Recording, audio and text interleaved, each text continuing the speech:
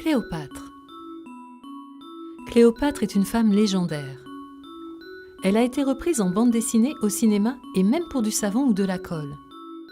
Elle incarne dans nos esprits la magnifique reine d'Égypte qui usa de son charme sur les Romains et se donna la mort avec une vipère. Son histoire est pleine de légendes, perçons un peu le mystère. Cléopâtre est reine d'Égypte de 51 à 30 avant Jésus-Christ. Le titre officiel de Cléopâtre est Cléopâtre VII Théaphilopator. Cléopâtre signifie gloire au père, Théaphilopator, la fille qui aime son père.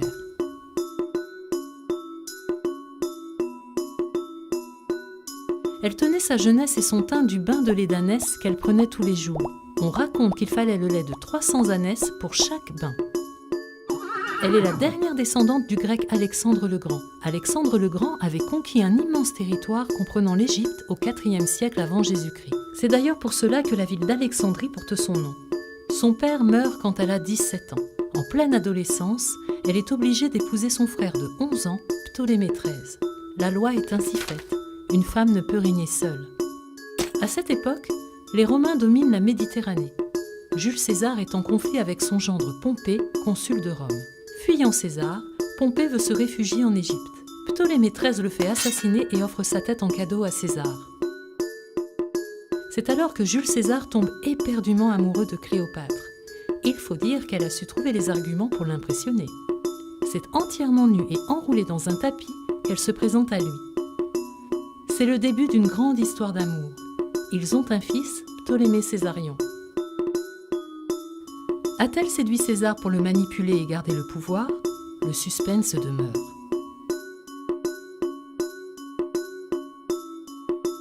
Jules César meurt assassiné en 44 avant Jésus-Christ.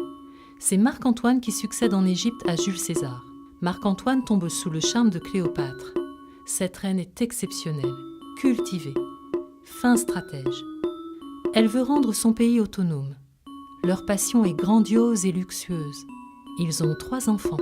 Leur idylle dure jusqu'à leur mort, pendant presque 10 ans. Leur union choque Rome qui trouve Cléopâtre dangereuse. Elle a trop de pouvoir. Elle est reine parmi les rois. Le fils adoptif de César, Octave, décide alors de partir en guerre contre Marc-Antoine pour soumettre l'Égypte. C'est un massacre. Après la bataille d'Actium en 31 avant Jésus-Christ, l'Égypte est totalement romaine. Marc-Antoine est vaincu. Persuadé que Cléopâtre a été tuée, Marc-Antoine se donne la mort. Octave devient empereur de Rome et prend le nom d'Auguste. Cléopâtre, vaincue mais bien en vie, tente de le séduire. En vain. Il envisage de la traîner enchaînée derrière son char pour proclamer son triomphe sur l'Égypte. Face à cette humiliation et la mort de Marc-Antoine, Cléopâtre préfère mourir. La légende raconte qu'une de ses servantes lui apporta un panier de figues fraîches avec une vipère dedans. Elle y aurait plongé le bras. Elle se serait laissée mordre. On voit souvent la représentation de sa mort par une morsure à la poitrine, comme dans ce tableau du XIXe siècle. Avec sa mort, c'est toute l'histoire de l'Égypte des pharaons qui s'éteint.